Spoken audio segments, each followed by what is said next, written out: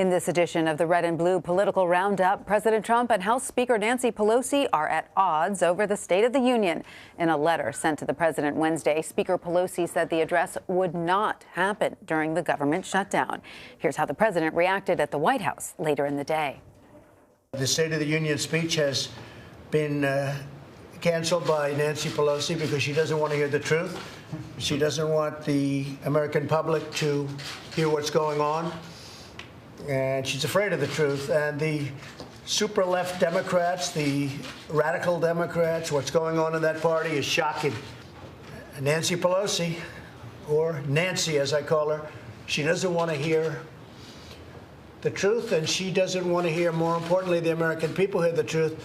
So we just found out that she's canceled it, and I think that's a great blotch on the incredible country that we all love. And joining me now from Washington is Hunter Walker. He's a White House correspondent for Yahoo News. Hunter, great to have you with us. So what happens next? We're just at an impasse? We've seen this tit for tat over the past couple days with the president and the House Speaker Nancy Pelosi just going back and forth and trying to sort of maneuver around each other, with him maintaining that he can get on the House floor and make this speech, as he said, on time and on location without her permission. The latest thing we saw today was the White House said, you know, actually, you invited me earlier in January, so the procedures are already in place. Pelosi countered, I may have sent the letter when I thought the shutdown wasn't going to last this long, but I actually hadn't implemented the legislative process necessary to finalize the invite.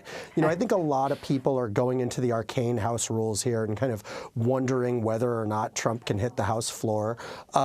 That may be an open question, but what we know for sure is that we've reached this really petty back and forth phase in the shutdown. We saw the president cancel that congressional delegation to the war zone. We now see this fight over the State of the Union, and it seems to really be this like meme war Twitter clapback phase as the country stretches into its longest shutdown in history. It has gotten very petty, and a new CBS News poll finds Americans are split on whether or not President Trump should give the State of the Union if the government remains shut down.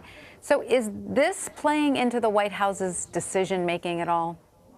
Well, from the beginning of this, both sides, the Democrats and the White House, have kind of claimed they have a winning hand and expressed confidence that ultimately the public will be on their side. Someone there is either wrong or lying. I think both groups are kind of betting on public opinion, which is really riding a tiger here. And we're going to find out, you know, ultimately whether anyone wins or whether or not that just turns into generalized anger as the public sees government not functioning and, you know, almost 1 million federal workers suffering and going without pay. Absolutely. And Hunter, that same CBS News poll found that 7 in 10 Americans don't think a border wall is worth the shutdown. We know the Senate is expected to vote on 2 plans to reopen the government on Thursday. At what point do Republicans, Democrats, and the White House have to take a hard look at public opinion? You said that both sides seem to think they have public opinion on their side, but at a certain point, the numbers aren't going to lie. And right now, the numbers don't look good for President Trump. And even though we do see plans going forward in the Senate, everyone is sort of throwing out plans that they know won't be accepted by the other side. But one thing I think is really, really important to point out here, and it's kind of gotten lost in the whole discussion over this, is that we're not really talking about a border wall. We're certainly not talking about the 30-foot-high concrete wall paid for by Mexico that Trump promised. We're talking about 250 miles of, you know, barrier that's a lot along the lines of what we currently have now. So one thing that I wonder from the White House perspective is ultimately, even if they do get a few $1 billion, you know, will their supporters feel burned by not seeing the wall paid for by Mexico? Yeah, that is a good question.